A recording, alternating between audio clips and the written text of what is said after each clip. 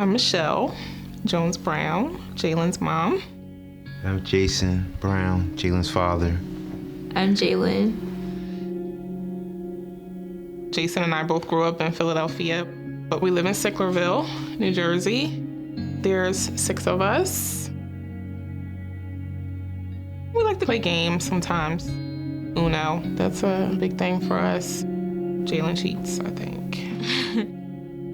I'm 18. I like to paint, do makeup. I like to cook occasionally with my mom. She's a great cook. I'm taking community college classes, and I have been accepted to Temple University, so I plan on studying there. I guess around the end of May, Jalen started having some abdominal pain. It didn't resolve. It got worse, so I took her to the ER. They didn't see anything really unusual, but her blood work showed that her liver enzymes were way elevated, and they didn't know why. And so they transferred her to CHOP, and that was June 1st. Things eventually took a turn. I guess she'd been there about a week. One day, she just wasn't herself, very lethargic. She got up to go to the bathroom, and I went to walk with her, and just as she was getting to the bathroom door, she just collapsed in my arms. They transferred her to the PICU, to the ICU. And she just got progressively worse, just weaker, fevers, blood pressure dropped, heart rate went up. Eventually, we were told that she was septic. On the 10th, they listed her for a transplant. That was really the only thing that was going to make her better. It was a nightmare. One day your kid is perfectly fine, and then the doctors are basically telling you that if she doesn't get a liver, she's gonna die. I remember the day we were sitting at the table, we were like talking about the bills and things like that. We just can't think about that right now. And then on the 13th, which was Father's Day, we found out that she had a liver. The transplant was a success, everything went well. I can remember finally waking up in the PICU and thinking that it was only maybe a day or two after I had first gone up there.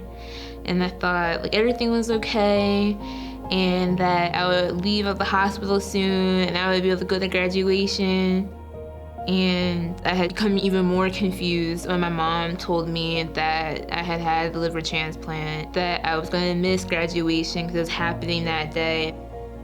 When Jalen went into the transplant, she had an extra 12,000 milliliters of fluid. And so her kidneys had taken a bit of a hit. There was some damage to her feet and to her hands. And so we kind of knew that the circulation to her feet had been compromised.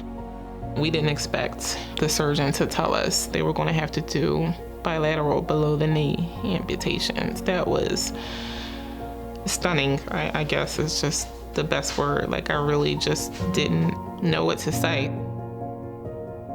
Finding out that I had to have amputations below the knee on both legs, it sucked. Of course, I was stunned, upset. When I took my first steps with the prosthesis, I cried just with my prosthesis helping me stand and to gain my balance. It was just like crazy because for all this time, I haven't been able to stand up or walk. So it was just extremely overwhelming, but like really good at the same time. I know she'd look up to me as a father, but I look up to her as a,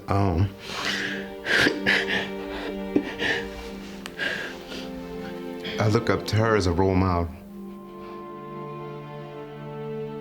I've been out of work since June 1st, unpaid. And of course, we didn't expect for it to be as long as it was. When she had the amputations, of course, it had to be longer, a lot longer. So I was out of work for 5 months. Fred's Footsteps paid our mortgage, paid our cell phone bill. We were just really thankful that we were eligible and approved for the help. Help doesn't even seem like enough of a word. I would like people to know that their donations are absolutely going to families like us who have a sick child so that families can focus their attention on their children. We had a lot to worry about already, a lot going on, and to not have to be concerned about our home, about anything happening to our home, was an amazing blessing. It really was. To help a family like mine, please visit fredsfootsteps.org.